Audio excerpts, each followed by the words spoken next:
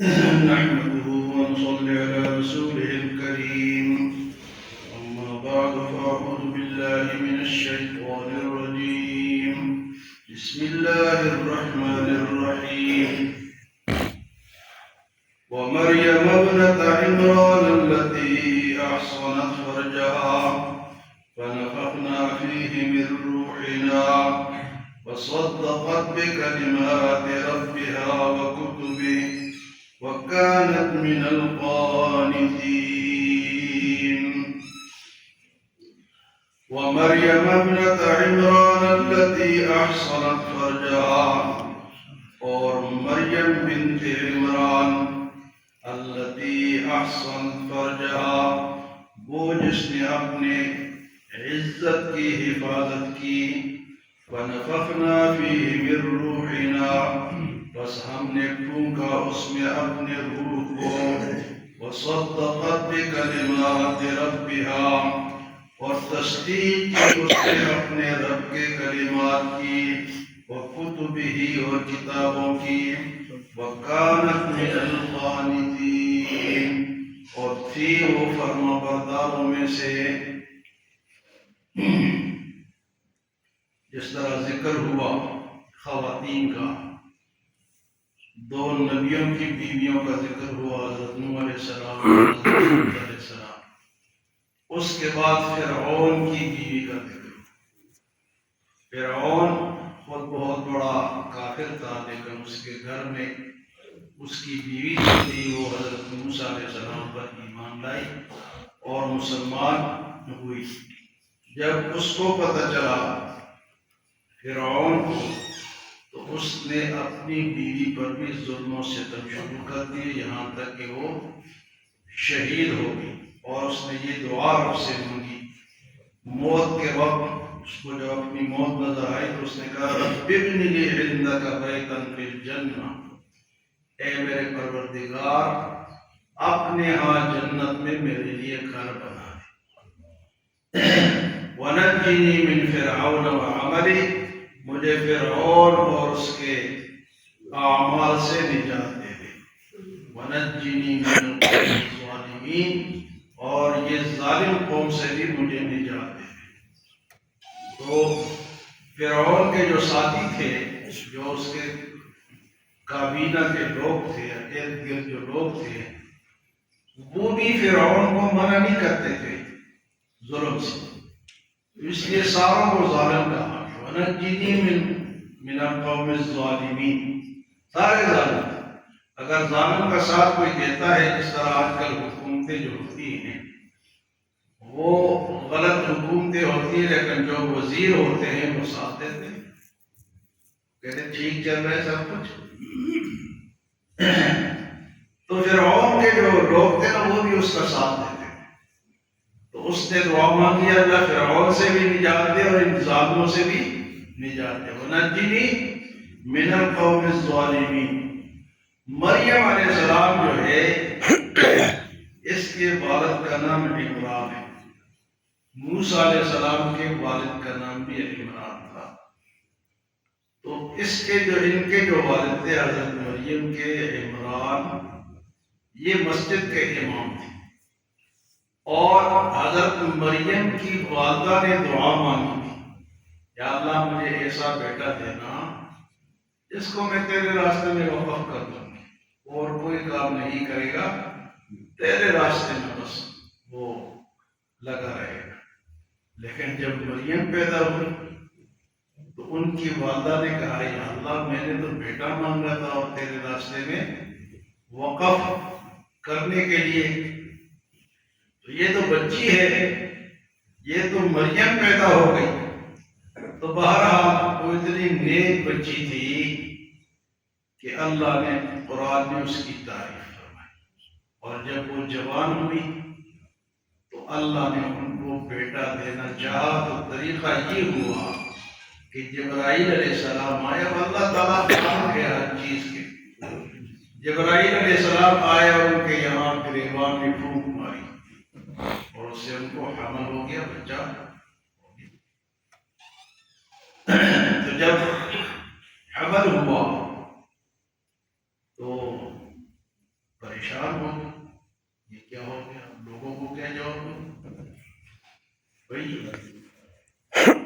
کیا پیدا بھی تو ہوگا نا، حمل ہو گیا، اس کے بعد اللہ پاک نے فرمایا کہ تو نے گھبرانا نہیں ہے، بس تو نے بولنا نہیں ہے، بچے کو لے کے لوگوں کے پاس جا، لوگ پوچھے تو بچہ خود ہی جواب دے گا۔ تو لوگوں نے کہا جی یہ کیا لے کر، ہاں یہ کیا ہوا، ہمارے یہاں سیاسی ایک بات آج کل چل رہی ہے نا کہ یہ کیا اٹھا لایا، امریکہ میں گئے تھے نا وزیر اعظم صاحب، تو اس کے ساتھ یہ بات مشہور ہو گئی کہ یہ کیا اٹھا لایا، یا سعودی عرب میں گئے تھے تو کہا یہ بچہ کہاں گیا، اندازہ کے حالات، قالت هو من عند اللہ، مریم علیہ السلام نے فرمایا کہ یہ تو اللہ کی طرف سے ہے،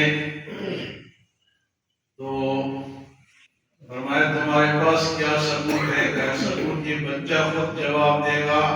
تو عیسیٰ علیہ السلام نے فرمایا انی عبد اللہ آتانی الکتاب وجعلنی نبیا، میں اللہ کا بندہ ہوں، میں اللہ کا بندہ ہوں۔ یہ قرآن میں پورے سورۃ مریم اللہ نے نازل فرمائی، اور یہ عیسائی کہتے ہیں وہ خدا ہے، وہ کہتے ہیں میں بندہ ہوں انی عبد اللہ، یہ کہتے ہیں وہ خدا ہے۔ اب یہ عیسائیوں کا عقیدہ جو ہے اس کا کوئی ثبوت نہیں ان کے پاس ہے، نہ قرآن حدیث میں، یہ ویسے فضول میں لگے ہوئے اپنے آپ کو تھکا رہے ہیں۔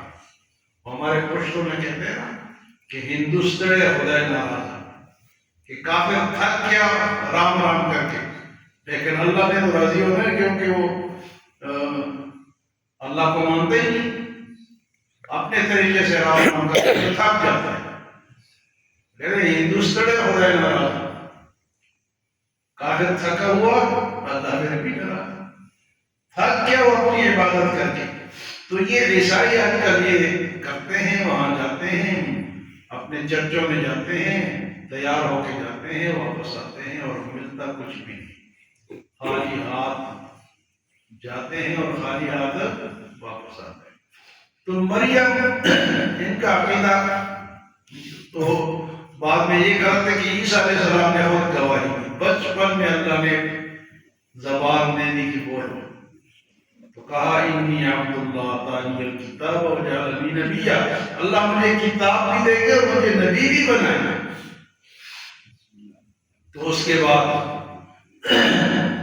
مریم علیہ السلام جو ان کی والدہ تھی، وہ اللہ نے یہاں ان کی تعریف کس طرح فرمائی، احصنت فرجہا، اس نے اپنی عزت کی حفاظت کی، ناموس کی حفاظت، وہ ایک اتنی پاک باز عورت تھی، پاک باز خاتون تھی کہ اللہ نے ان کی اس حوالے سے تعریف کی، یعنی جو خاتون اپنے عزت کی حفاظت کرے گی وہ اللہ کے نزدیک سب سے اونچی ہوگی۔ تو یہاں مانتے تم مریم علیہ السلام کو ہو عیسائیوں، اور ان کے بیٹے کو خدا مانتے ہو، تو یہاں وہ تو اس قسم کی خاتون تھی، اتنی عزت کی حفاظت کرنے والی تھی، اور تم تو ننگے پھرتے ہو۔ ماننے والے اگر تم حضرت مریم کو مانتے ہو تو اس کی طرف پھر عزت والی بنو، ننگے کیوں پھرتے ہو؟ مریم بنت عمران التی احصنت فرجہا، جس نے اپنے فرج کی حفاظت کی، فنفخنا فیہ من روحنا، ہم نے اپنے روح کو اس میں پھونکا، وہ پھونکا تو جبرائیل علیہ السلام نے، لیکن نسبت اللہ نے اپنے تک کی، فنفخنا فیہ من روحنا وصدقت بکلمات ربہا، اور مریم علیہ السلام نے اللہ کے جو کلمات نبیوں کے پاس آئے تھے اس کو مانا، وہ کتبی اور کتاب سابقہ جو کتابیں تھیں ان پر ایمان رکھتی تھی، وَقَانَتْ مِنَ الْقَانِتِينَ، اور نہایت عبادت گزار تھی۔ تو خواتین میں اللہ کے رسول صلی اللہ علیہ وسلم نے فرمایا کہ مردوں میں تو کامل بہت گزرے ہیں، مردوں میں کامل بہت گزرے ہیں، لیکن خواتین میں 4 خواتین کا آپ نے ذکر کرنا ہے کہ ایک آسیہ فرعون کی بیوی، ایک حضرت مریم، اور ایک حضرت خدیجہ بنت خویلد، اور ایک حضرت فاطمہ۔ ان 4 کا ذکر کرنے کے بعد آپ نے حضرت عائشہ کے لیے فرمایا کہ حضرت عائشہ کی مثال تو ایسی ہے جس طرح کھانے میں سریر ہوتی ہے۔ تو سریر کون سے کھانے کو کہتے ہیں؟ گوشت کا شوربہ ہو اور اس میں روٹی کو توڑ کے اور بھگو کے اس کو کھایا جائے، اس کو سریر کہتے ہیں۔ وہ سب سے لذیذ ہوتا ہے، شوربے میں روٹی توڑ کے اور اس کو کھانا۔ فرمایا حضرت عائشہ کی مثال تو کھانے میں سریر نہیں۔ حضرت عائشہ کی بھی تعریف فرمائی، تو ان 5 خواتین کو فرمایا یہ کامل خواتین تھی: آسیہ، حضرت مریم، حضرت خدیجہ، حضرت فاطمہ اور حضرت عائشہ رضی اللہ تعالی عنہن۔ کہ مردوں میں تو کامل بہت گزرے ہیں، لیکن خواتین میں اب بھی خواتین میں جو ہے عبادت، کیونکہ ان کی عبادت ویسے بھی کم ہے، مہینے میں کچھ دنوں نماز ہی نہیں پڑتی، تو کم ہے مردوں کے مقابلے میں۔